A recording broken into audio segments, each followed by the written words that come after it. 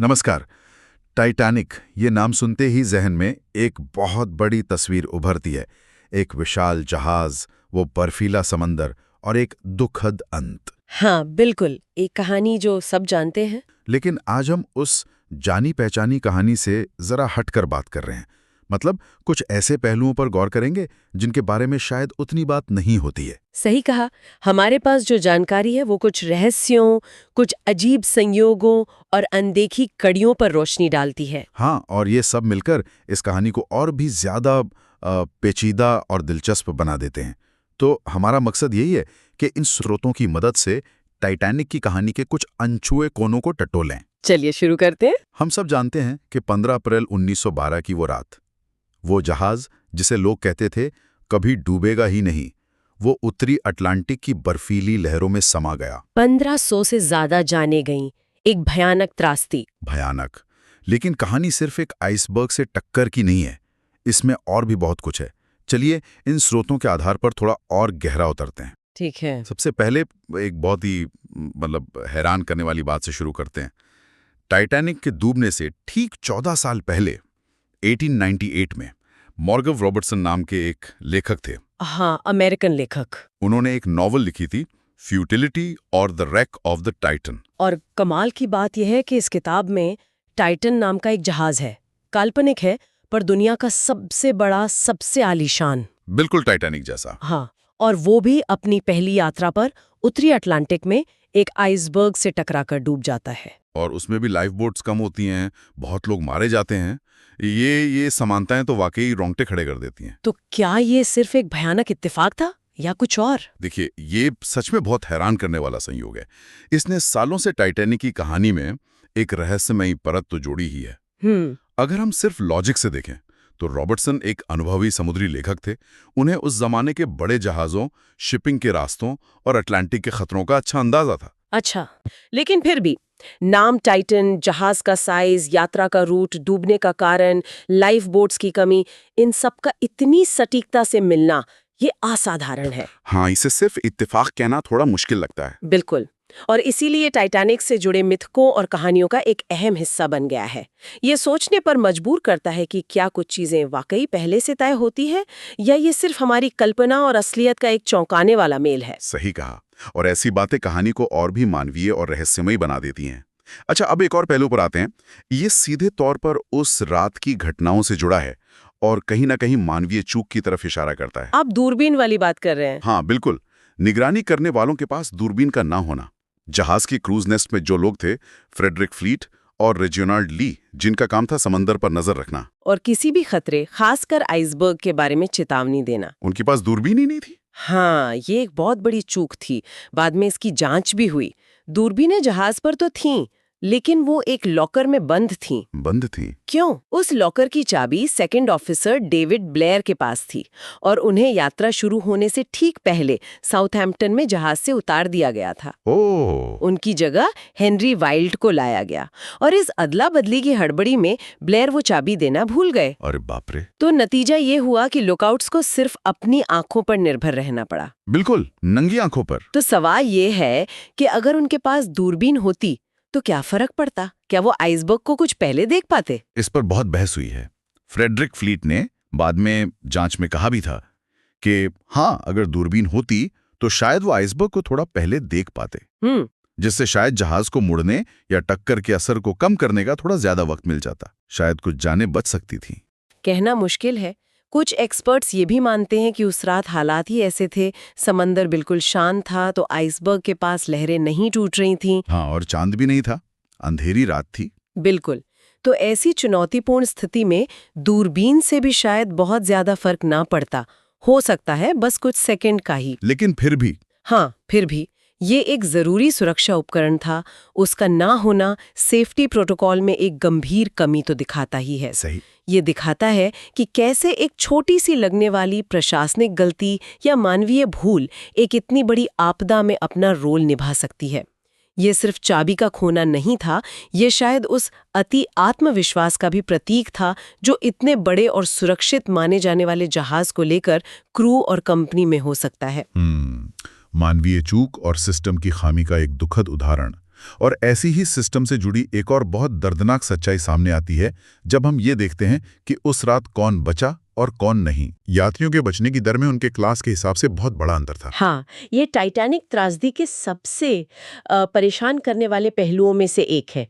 आंकड़े बिल्कुल साफ हैं। क्या कहते हैं आंकड़े? पहली श्रेणी के यात्री यानी सबसे अमीर लोग, उनमें से करीब 62% बच गए। My God. दूसरी श्रेणी जो मिडिल क्लास थी, उसमें करीब 43% बचे। और तीसरी श्रेणी? तीसरी श्रेणी जिसे स्टीरेज कहते थे, जिसमें ज्यादातर गरीब यात्री और अप्रवासी थे, उनके बचने की दर सिर्फ 25% के आसपास थी। सिर्फ 25%? हाँ, और ये तब है जब महिलाओं और बच्चों को पहले का नियम था।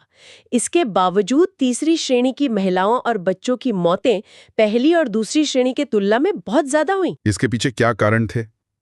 क्या सच में निचले डेक के दरवाजे बंद कर दिए गए थे, जैसा कुछ लोग कहते हैं? देखिए, ये दरवाजे बंद करने वाली बात थोड़ी विवादित है और शायद थोड़ा सिंपल करके बताना भी। कुछ बचे हुए लोगों ने ऐसी बातें कही जरूर हैं, लेकिन आधिकारिक जांच में इसे एक तयशुदा पॉलिसी की तरह साबित करना मुश्किल था। ज्यादा संभावना इस बात की है कि कई चीजें एक साथ हुई। जैसे कि? पहला, तीसरी श्रेणी के क्वार्टर जहाज के सबसे निचले और अंदरूनी हिस्सों में थे। वहां से बोट डेक तक पहुंचना ही बहुत मुश्किल और लंबा था। भूल भुलैया जैसे रास्ते थे।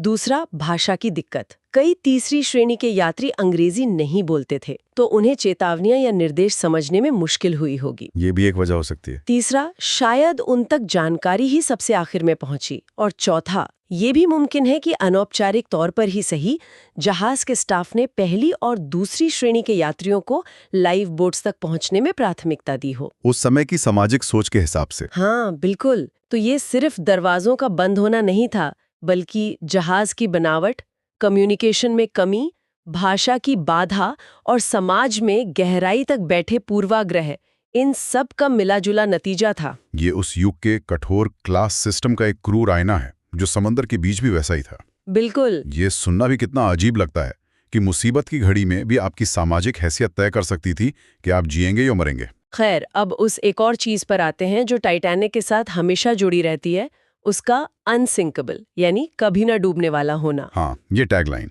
अक्सर यही माना जाता है कि ये कंपनी की ऑफिशियल टैगलाइन थी। क्या ये सच है? ये एक बहुत आम धारणा है, पर पूरी तरह सच नहीं है। अच्छा। जो कंपनी थी व्हाइट स्टार लाइन, और जिसने जहाज बनाया था हार्लैंड एंड वुल्फ, उन्होंने अपने ऑफिशियल प्रचार में कभी भी टाइटैनिक को सीधे सीधे अनसिंकेबल नहीं कहा था। तो फिर ये बहुत आई कहां से? हाँ, उन्होंने जहाज की सेफ्टी फीचर्स पर बहुत जोर दिया था। जैसे वो 16 वाटरटाइट कंपार्टमेंट थे। उनका डिजाइन ऐसा था कि अगर आगे के 4 में भी पानी भर जाए, तब भी जहाज तैरता रहेगा। दुर्भाग्य से आइसबर्ग ने 6 को नुकसान पहुंचा दिया था। हाँ, दुर्भाग्य से। तो उन्होंने शायद प्रैक्टिकली अनसिंकेबल यानी व्यावहारिक रूप से न डूबने वाला जैसे शब्दों का इस्तेमाल किया होगा, कहीं तकनीकी बातचीत में या प्रेस ब्रीफिंग में। हाँ, शायद। लेकिन ये अनसिंकेबल का लेबल ज्यादातर उस समय की प्रेस, मीडिया और आम जनता के उत्साह का नतीजा था। मतलब लोगों ने खुद ही मान लिया। बिल्कुल। टाइटैनिक उस जमाने की इंजीनियरिंग का चमत्कार था। सबसे बड़ा, सबसे आलीशान। तो इस शान और तकनीकी श्रेष्ठता के माहौल में ये सोच कि ये जहाज डूब ही नहीं सकता, बहुत आसानी से फैल गई। हो सकता है कंपनी के कुछ अधिकारियों या कर्मचारियों ने भी अनौपचारिक बातों में ऐसा कहा हो, लेकिन ये कंपनी की मार्केटिंग स्ट्रैटेजी नहीं थी। और जब जहाज डूबा तो यही अनसिंकेबल का मिथक एक कड़वी सच्चाई, एक विडंबना बन गया, और इसने त्रासदी को और भी ज्यादा अविश्वसनीय और नाटकीय बना दिया। ये दिखाता है कि कैसे प्रचार, लोगों की धारणा और मीडिया मिलकर एक ऐसी इमेज बना सकते हैं जो हकीकत से भी ज्यादा ताकतवर हो जाती है। बिल्कुल, और इतिहास का हिस्सा बन जाती है। ये उस जमाने के तकनीकी अहंकार का भी प्रतीक था। दिलचस्प है कि कैसे एक मिथ सच्चाई से ज्यादा असरदार हो जाता है। अच्छा, अब एक और रहस्य की बात करते हैं। इसने टाइटैनिक के डूबने के बाद बहुत विवाद और जांच को जन्म दिया। SS Californian. हाँ, वही जहाज, एसएस कैलिफोर्नियन का मामला। कहा जाता है कि ये जहाज टाइटैनिक के काफी करीब था जब वो डूब रहा था, पर उसने मदद क्यों नहीं की? जी हाँ, एसएस कैलिफोर्नियन उस रात टाइटैनिक से कुछ ही मील दूर था, शायद 10 से 20 मील के बीच। वो भी बर्फ की वजह से रात के लिए रुक गए थे। तो उन्होंने कुछ देखा नहीं? देखा था। कैलिफोर्नियन के क्रू ने रात में दूर आसमान में सफेद रॉकेट या सिग्नल फ्लेयर्स देखे थे। ठीक उसी दिशा में जहां टाइटैनिक था। और टाइटैनिक मदद के लिए सफेद फ्लेयर्स ही छोड़ रहा था। हाँ, उस समय वैसे तो संकट के लिए मानक रंगीन फ्लेयर्स थे, पर सफेद का भी इस्तेमाल होता था। कैलिफोर्नियन के कैप्टन स्टैंडी लॉर्ड को इन फ्लेयर्स के बारे में बताया भी गया। फिर उन्होंने पता करने की कोशिश की कि क्या हो रहा है, पर कोई साफ नतीजा नहीं निकला। तो उन्होंने कोई एक्शन क्यों नहीं लिया? क्या उनका वायरलेस ऑपरेटर सो रहा था? ये भी सुना है। हाँ, ये एक मुख्य कारण बताया जाता है। कैलिफोर्नियन का जो अकेला वायरलेस ऑपरेटर था, सिरिल इवेंस, वो टाइटैनिक के डूबने से कुछ ही देर पहले तक ड्यूटी पर था। उसने टाइटैनिक को चेतावनी भी भेजी थी बर्फ की। हाँ, भेजी थी, लेकिन टाइटैनिक के वायरलेस ऑपरेटर जैक फिलिप्स उस समय यात्रियों के निजी मैसेज भेजने में इतने बिजी थे कि उन्होंने उसे लगभग झड़क दिया। ओह। इसके बाद रात के करीब 11:30 बजे इवेंस अपनी ड्यूटी खत्म करके सोने चला गया। और जब बाद में टाइटैनिक ने डिस्ट्रेस सिग्नल, CQD और SOS भेजने शुरू किए, तो कैलिफोर्नियन पर उन्हें सुनने वाला कोई नहीं था। कोई नहीं था। लेकिन फ्लेयर्स तो देखे थे ना कैप्टन ने। हाँ, फ्लेयर्स देखे गए थे। कैप्टन लॉर्ड और उनके अफसरों ने उन पर बात भी की। लॉर्ड ने बाद में कहा कि उन्हें लगा कि वो शायद किसी दूसरे जहाज के आपसी सिग्नल हैं या संकट के सिग्नल नहीं लग रहे थे क्योंकि वो सफेद थे। अजीब दलील है। उन्होंने अपने अफसरों से मॉर्स लैम्प से संपर्क करने को कहा, पर कोई जवाब नहीं मिला और उन्होंने जहाज को आगे बढ़ाने का फैसला नहीं किया। और नतीजा ये कि बाद की जांच, खासकर ब्रिटिश जांच, ने कैप्टन लॉर्ड को लापरवाही का दोषी पाया कि उन्होंने सिग्नल देखकर भी पर्याप्त कार्रवाई नहीं की और टाइटैनिक की मदद के लिए नहीं गए। लेकिन अमेरिकी जांच का नजरिया थोड़ा अलग था। हाँ, थोड़ा अलग था। ये मामला आज भी बहस का मुद्दा है। क्या कैप्टन लॉर्ड ने जानबूझकर अनदेखी की, या ये सिर्फ गलतफहमी और उस समय के अधूरे प्रोटोकॉल का नतीजा था, या वायरलेस ऑपरेटर का सो जाना ही मुख्य कारण था? जो भी हो, ये तो साफ है कि अगर कैलिफोर्नियन वक्त पर पहुंच जाता तो शायद बहुत सी जानें बचाई जा सकती थीं। ये कम्युनिकेशन फेलियर और शायद फैसला लेने में हुई चूक का एक और दुखद अध्याय है। तो अगर हम इन सब बिखरी हुई कड़ियों को जोड़कर देखें, वो भविष्यवाणी जैसी किताब, निगरानी के लिए चाबी के साथ गायब हुई दूरबीन, अमीर गरीब यात्रियों के बीच बचने का वो भयानक अंतर, तभी ना डूबने वाले जहाज का मिथक, और एक पड़ोसी जहाज जो संकट के सिग्नल देखकर भी अनजान बना रहा, ये सब मिलकर टाइटैनिक की कहानी को आखिर बनाते क्या हैं? ये सब मिलकर टाइटैनिक को सिर्फ एक समुद्री दुर्घटना से कहीं ज्यादा बड़ा बना देते हैं। ये सिर्फ एक जहाज का आइसबर्ग से टकराना नहीं था।